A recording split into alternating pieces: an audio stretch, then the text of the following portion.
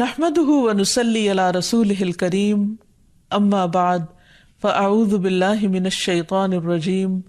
بسم الله الرحمن الرحيم رب اشرح لي صدري ويسر لي امري واحلل عقدة من لساني يفقهوا قولي۔ السلام علیکم ورحمۃ اللہ وبرکاتہ۔ ناظرین، آج ہم پروگرام دعا کیجئے کے ساتھ آپ کی خدمت میں حاضر ہیں اور ہم انشاءاللہ رزق کی کشادگی کے بارے میں دعاؤں کے متعلق بات کریں گے۔ حقیقت یہ ہے کہ رزق کے سارے خزانے اللہ سبحانہ وتعالیٰ کے پاس ہیں اور اللہ سبحانہ وتعالیٰ اپنی ساری مخلوق کو رزق دے رہا ہے اور ہر طرح کا رزق دے رہا ہے، اور پھر بھی اس کے خزانوں میں کمی نہیں واقع ہوتی۔ ایک حدیث قدسی میں آتا ہے، اللہ تعالیٰ فرماتے ہیں کہ اے تمام جن و انس، اولین و آخرین، اگر تم سب کے سب ایک چٹیل میدان میں، کھلے میدان میں اکٹھے ہو جاؤ اور پھر سب اپنی حاجات مجھ سے مانگو، اپنی ضروریات مجھ سے طلب کرو اور میں تم سب کو وہ عطا کروں جو تمہیں چاہیے، تو بھی میرے خزانوں میں اتنی کمی بھی واقع نہیں ہوتی جتنی سوئی کو سمندر میں ڈالنے سے واقع ہوتی ہے۔ لیکن بات یہ ہے کہ انسان جب اللہ سے مانگے تو پورے یقین کے ساتھ مانگے، امید رکھ کے مانگے اور کسی بھی قسم کی مایوسی کا شکار نہ ہو، کیونکہ دعا ان تمام چیزوں میں فائدہ دیتی ہے جو نازل ہو چکی ہیں اور ان میں بھی فائدہ دیتی ہے جو نازل نہیں ہوئی، یعنی وہ تمام مشکلات جو انسان پہ پڑ چکی ہیں یا آئندہ آنے والی ہیں، ان دونوں کے سلسلے میں دعا کرنا انسان کو فائدہ دیتا ہے۔ لیکن یہ یاد رہے کہ دعا کی قبولیت کے لیے انسان اپنی طرف سے بھرپور کوشش کرے، اور اس میں ایک کوشش یہ کہ جب اللہ سے مانگے تو پہلے اللہ سبحانہ وتعالیٰ کی تعریف کے کلمات کہے، تسبیحات پڑھے اور پھر اس کے ساتھ ساتھ درود شریف پڑھے۔ جہاں تک رزق کا تعلق ہے تو اس سلسلے میں یہ یاد رہے کہ رزق کا تنگ کرنا اور کشادہ کرنا یہ صرف اللہ سبحانہ وتعالیٰ کے ہاتھ میں ہے۔ وہ جس کو چاہتا ہے زیادہ دیتا ہے، جس کو چاہتا ہے کم دیتا ہے۔ قرآن مجید میں اللہ تعالیٰ فرماتے ہیں واللہ یرزق من یشاء بغیر حساب، اللہ جس کو چاہتا ہے بے حساب رزق عطا کرتا ہے، اور پھر اگر وہ کسی کو زیادہ نہیں دیتا، اس پر رزق تنگ کر دیتا ہے، تو بھی اس میں اس کی اپنی حکمت اور مصلحت کار فرما ہوتی ہے۔ بعض لوگوں کو رزق کی زیادتی نقصان دیتی ہے اور بعض لوگوں کو رزق کی کمی فتنے اور مشکل میں ڈال دیتی ہے کہ ان کے ایمان جانے کا خطرہ ہوتا ہے۔ اسی طرح بعض کو رزق کی کشادگی اللہ کی یاد سے غافل کر دیتی ہے، یعنی انسان مختلف مزاج کے ہوتے ہیں، تو اللہ تعالیٰ چونکہ بندوں پر مہربان ہے، وہ جانتا ہے کہ کس بندے کے ساتھ اسے کیسا معاملہ کرنا ہے، کسے زیادہ دینا ہے اور کسے کم دینا ہے۔ اس لیے ہمارے معاملے میں اللہ تعالیٰ کا جو بھی فیصلہ ہو اسے بخوشی قبول کر لینا چاہیے اور اس کے ساتھ ساتھ اس سے اچھی امید رکھنی چاہیے۔ رزق کے سلسلے میں یہ بات بھی یاد رہے کہ اگر کبھی رزق میں تنگی ہو رہی ہو تو ہو سکتا ہے کہ اس تنگی پر صبر کرنے کی وجہ سے انسان کے اتنے درجات بلند ہو جائیں کہ بہت بڑی بڑی نیکیاں بھی اس کے مقابلے میں ہیچ ہوں۔ پھر اسی طرح بعض اوقات انسان کے لیے ناشکری رزق کی تنگی کا ذریعہ بن جاتی ہے، تو اس سے بھی انسان کو پرہیز کرنا چاہیے۔ خواہ انسان کے پاس تھوڑا ہی ہو تو بھی اس پر اللہ تعالیٰ کا شکر ادا کرنا چاہیے، کیونکہ اللہ تعالیٰ کا وعدہ ہے لَإِن شَكَرْتُمْ لَأَزِيدَنَّكُمْ، اگر تم شکر ادا کرو گے تو میں تمہیں اور زیادہ عطا کروں گا۔ کیونکہ ہر انسان جس کے پاس جتنا بھی ہے وہ عموماً کمی کا رونا روتا رہتا ہے۔ اسی لیے ہمیں یہ سکھایا گیا ہے کہ رزق کے معاملے میں ہم یعنی دنیاوی معاملات میں اپنے سے نیچے والوں کو دیکھیں کہ ان کے پاس کیا ہے، تو انسان کے پاس جو کچھ بھی ہو انسان اس پر راضی ہو سکتا ہے، مطمئن ہو سکتا ہے، خوش ہو سکتا ہے اور اللہ تعالیٰ کا شکر گزار ہو سکتا ہے۔ اور یہ ہمیشہ یاد رکھے کہ اصل میں الرزاق تو اللہ تعالیٰ ہی ہے۔ اس لیے جب بھی رزق کے معاملے میں کسی بھی قسم کی کوئی مشکل ہو، اونچ نیچ ہو، تو فوراً اللہ تعالیٰ کی طرف انسان رجوع کرے اور اللہ تعالیٰ سے خوب خوب دعائیں کرے، کیونکہ وہ دعاؤں کا سننے والا ہے، قریب مجیب ہے، بہت قریب ہے اور ہر بات کا جواب دیتا ہے۔ ایسا نہیں کہ وہ انسان کی دعا کو نظر انداز کر دیتا ہے، اور یہ تو اس کا خود حکم ہے، وَقَالَ رَبُّكُمُ ادْعُونِي أَسْتَجِبْ لَكُمْ، تمہارا رب کہتا ہے کہ تم مجھ سے مانگو تو میں تمہاری دعا قبول کروں گا۔ تو ہمیشہ ہمیں یہ یاد رکھنا چاہیے کہ رزق کی کنجیاں اللہ تعالیٰ کے پاس ہیں۔ فرمایا لَهُ مَقَالِيدُ السَّمَاوَاتِ وَالْأَرْضِ يَبْسُطُ الرِّزْقَ لِمَن يَشَاءُ وَيَقْدِرُ إِنَّهُ بِكُلِّ شَيْءٍ عَلِيمٌ، آسمانوں اور زمین کی چابیاں اسی کے پاس ہیں،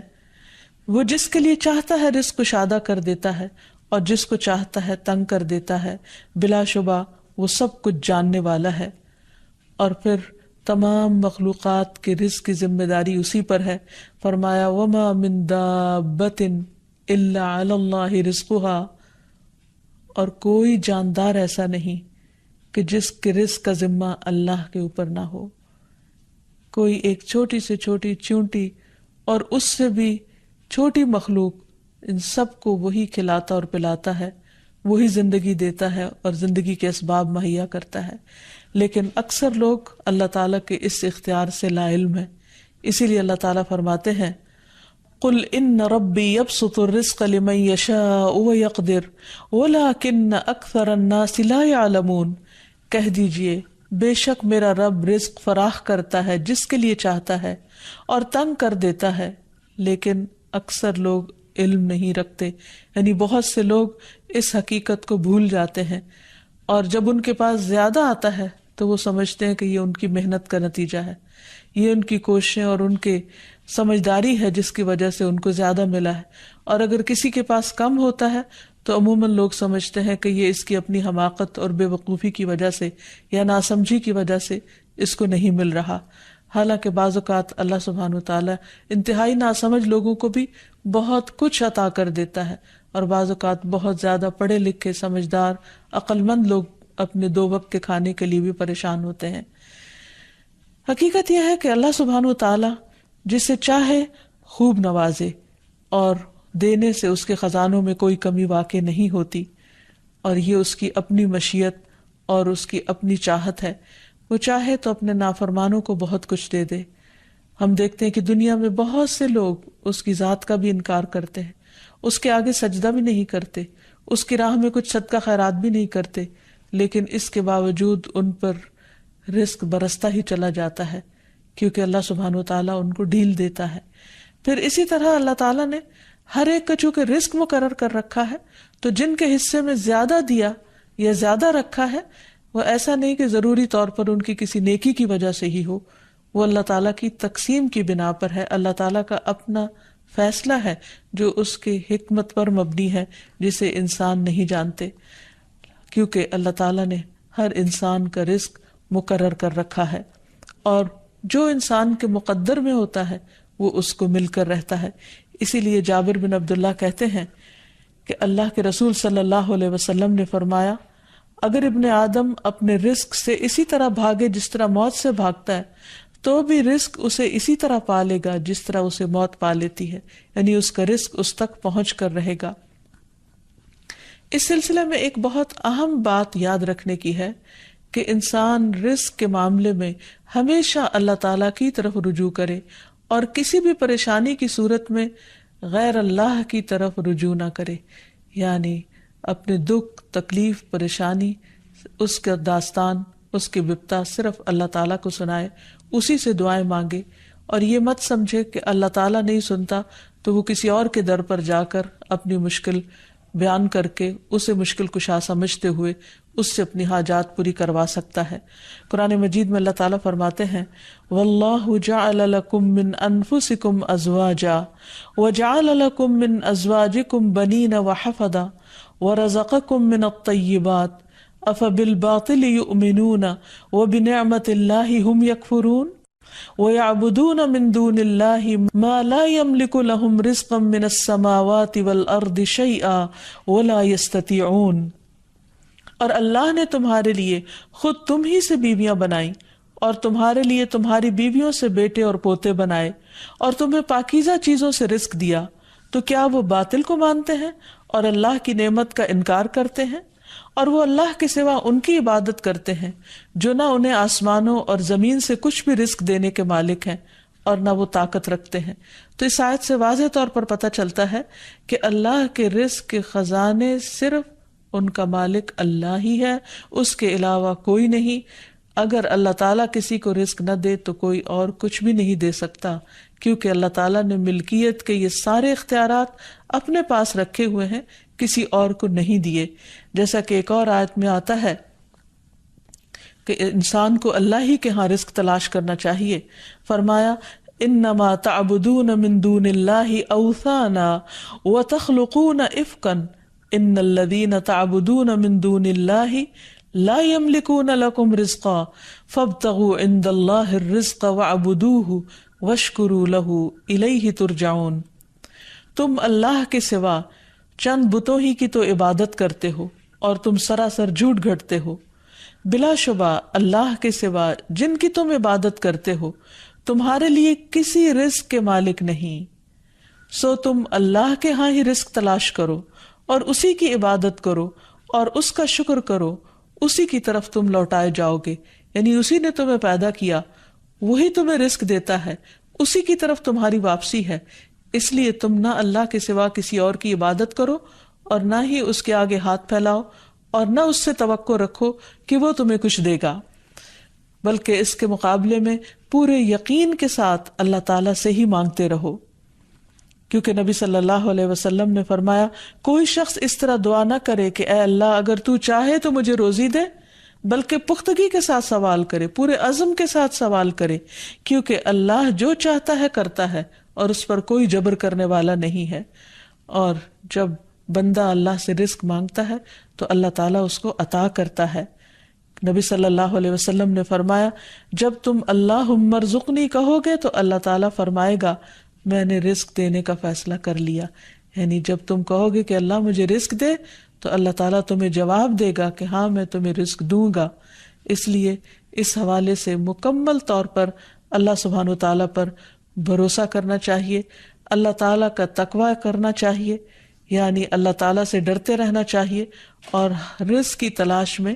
حرام راستے اختیار نہیں کرنے چاہیے،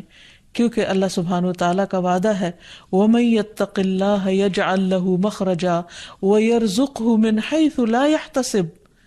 جو اللہ کا تقوی اختیار کرے گا اللہ تعالیٰ اس کے لیے مشکل سے نکلنے کی کوئی راہ ضرور بنا دے گا اور اس کو وہاں سے رزق عطا کرے گا جہاں سے وہ سوچتا بھی نہیں ہوگا، یعنی اس کا وہم و گمان بھی نہیں ہوگا، اس کا خیال بھی نہیں ہوگا۔ اللہ تعالیٰ غیب سے ایسے اسباب پیدا کر دے گا جن کے بارے میں انسان نے کبھی سوچا نہ ہوگا، لیکن شرط یہ ہے کہ جب انسان کے اوپر آزمائش کا وقت ہو تو اس وقت وہ اللہ تعالیٰ سے حلال ہی کو طلب کرتا رہے اور پریشان ہو کر حرام راستے اختیار نہ کرے۔ اللہ تعالیٰ کا وعدہ ہے کہ اگر کوئی اللہ سے ڈرتا ہے، اللہ کی اطاعت کرتا ہے، اللہ کی نافرمانی سے بچتا ہے، تو پھر ایسی صورت میں اللہ تعالیٰ اس پر آزمائش کے ختم ہونے کے بعد آسمان و زمین سے برکتوں کے دروازے کھول دے گا۔ فرمایا وَلَوْ أَنَّ أَهْلَ الْقُرَىٰ آمَنُوا وَاتَّقَوْا لَفَتَحْنَا عَلَيْهِمْ بَرَكَاتٍ مِّنَ السَّمَاءِ وَالْأَرْضِ۔ اور اگر یہ بستیوں والے ایمان لے آتے اور اللہ کا تقوی اختیار کرتے تو ہم ان پر آسمان اور زمین کی برکتوں کے دروازے کھول دیتے۔ یعنی اللہ تعالیٰ ان دروازوں کو بند کر کے آزماتا ضرور ہے، لیکن وہ دیکھتا یہ ہے کہ بندہ کرتا کیا ہے، اور جب بندہ اللہ کی اطاعت ہی کا عزم دل میں رکھتا ہے تو اللہ تعالیٰ اپنی رحمتیں عام کر دیتا ہے۔ پھر یہ کہ انسان کو اللہ کی تقسیم پر راضی رہنا چاہیے، اگر اپنے سے زیادہ کسی کو ملا ہے تو اس پر حسد نہیں کرنا چاہیے، اور اگر اپنے سے کم کسی کے پاس ہے تو اس کے اوپر اس کو حقیر نہیں سمجھنا چاہیے، بلکہ انسان کی قدر کرنی چاہیے، اور ہمیشہ یہ سوچنا چاہیے کہ اس کو مجھ سے زیادہ دینے والے کو بھی دینے والا رب ہے، مجھے بھی میرے رب نے ہی دیا ہے، اور جس کے پاس کم ہے اس کا بھی مالک وہی ہے۔ اور یہ بھی انسان یاد رکھے کہ انسان جب حرام سے بچتا ہے، غلط راستوں سے بچتا ہے، اللہ تعالیٰ کی فرما برداری کرتا رہتا ہے، اس کا شکر ادا کرتا رہتا ہے، تو اللہ تعالیٰ اس کو حلال طریقوں سے بھی رزق عطا کرتا ہے۔ حدیث میں آتا ہے کہ رزق کی تلاش میں میانہ روی اختیار کرو، یعنی بہت ڈیسپریٹ نہ ہو جاؤ، اللہ تعالیٰ ضرور دروازہ کھولے گا۔ کہیں ایسا نہ ہو کہ رزق کا مؤخر ہونا یعنی ڈیلے ہونا تمہیں اس بات پر اکسا دے کہ تم اللہ تعالیٰ کی نافرمانیاں کرنے لگو، یعنی نافرمانی کے ذریعے اس کا رزق تلاش کرو۔ یاد رکھو جو کچھ اللہ تعالیٰ کے پاس ہے وہ اس کی اطاعت سے ہی حاصل کیا جا سکتا ہے۔ اور اس سلسلے میں خصوصی طور پر استغفار بہت کارآمد ہے کہ انسان اپنے گناہوں کی معافی مانگتے ہوئے اللہ تعالیٰ سے رزق کے لیے دعا کرے، پھر اسی طرح رشتہ داروں کے ساتھ اچھا سلوک کرے، کیونکہ نبی صلی اللہ علیہ وسلم نے خاص طور پر یہ بات فرمائی ہے کہ جو شخص یہ چاہتا ہے کہ اس کی عمر دراز ہو اور اس کے رزق میں وسعت ہو تو اسے چاہیے کہ وہ صلہ رحمی کرے، یعنی اپنے رشتہ داروں کے ساتھ اچھا سلوک کرے۔ یعنی جس نیکی کا اجر انسان کو دنیا میں بہت جلد مل جاتا ہے، ان میں سے بہت اہم نیکی صلہ رحمی ہے، والدین کے ساتھ حسن سلوک ہے۔ ایک حدیث میں آتا ہے کہ کچھ گھرانوں کے لوگ جو فاسق و فاجر بھی ہوتے ہیں، لیکن جب وہ صلہ رحمی کرتے ہیں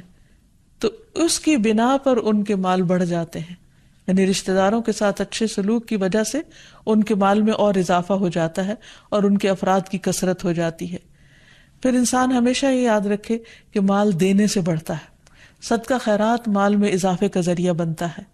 پھر اسی طرح خرید و فروخت میں سچ بولنا مال میں برکت پیدا کر دیتا ہے اور جھوٹ مال کی برکت کو اٹھا دیتا ہے۔ اور پھر خاص طور پر انسان رزق کے لیے دعائیں کرتا رہے، کیونکہ سارے خزانے تو اللہ کے پاس ہیں، وہ جب جس کو جتنا چاہے عطا کر سکتا ہے۔ اس کے لیے نبی صلی اللہ علیہ وسلم کی سکھائی ہوئی مسنون دعائیں بہت ہی بہترین ہیں۔ نبی صلی اللہ علیہ وسلم ہر روز صبح فجر کی نماز کے بعد یہ دعا پڑھتے تھے، اللہم انی اسألک علما نافعا ورزقا طیبا وعملا متقبلا۔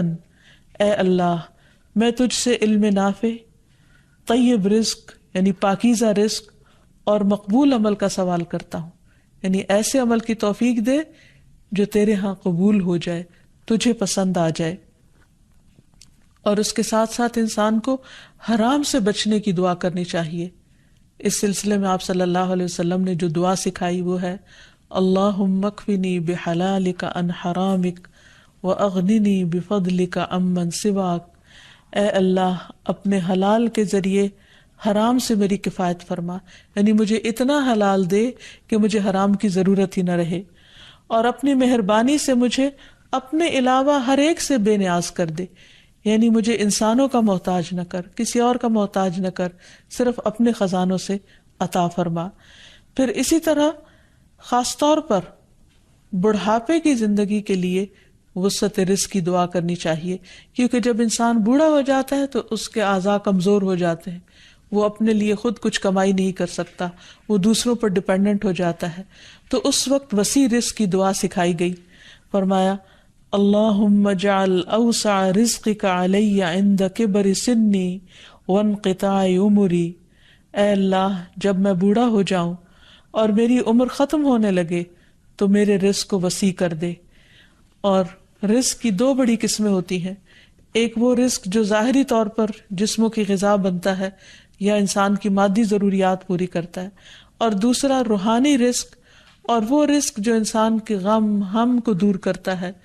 یعنی لوگوں کی محبت اور توجہ، اور خاص طور پر بڑھاپے میں اولاد اور رشتہ داروں کا قریب ہونا، پاس ہونا، یہ انسان کی بنیادی ضرورتوں میں سے ہے۔ تو انسان جب خود کچھ کرنے کے قابل نہ رہے، ہاتھ پاؤں ہلانے کے قابل نہ رہے، تو عموماً وہ لوگوں پر ایک بوجھ بن جاتا ہے، اور یہ چیز انسان کے لیے بہت پریشانی کا باعث ہوتی ہے۔ انسان جب جوان ہوتا ہے، بہت کچھ کما رہا ہوتا ہے، تو سب اس کو لک فارورڈ کرتے ہیں، سب اس سے محبت کرتے ہیں، سب اس کے پیچھے جاتے ہیں، کیونکہ اس کی ذات سے لوگوں کو فائدہ پہنچتا ہے۔ لیکن بڑھاپے میں انسان اس طرح فائدہ نہیں پہنچا سکتا، تو پھر انسان کے لیے پریشانی ہوتی ہے، اور اسے تنہائی کا احساس بھی ہونے لگتا ہے، اور اس کے لیے انتہائی اذیت کے دن ہو جاتے ہیں۔ وہ اپنے حسین ماضی کو بھی یاد کرتا ہے، کامیاب زندگی کو بھی یاد کرتا ہے، اور اپنے مستقبل کو بھی دیکھتا ہے کہ موت قریب آ لگی ہے۔ تو ایسے میں یہ دعا بہت فائدہ مند ہے کہ اے اللہ، جب میں بوڑھا ہو جاؤں اور میری عمر ختم ہونے لگے تو میرے رزق کو وسیع کر دے۔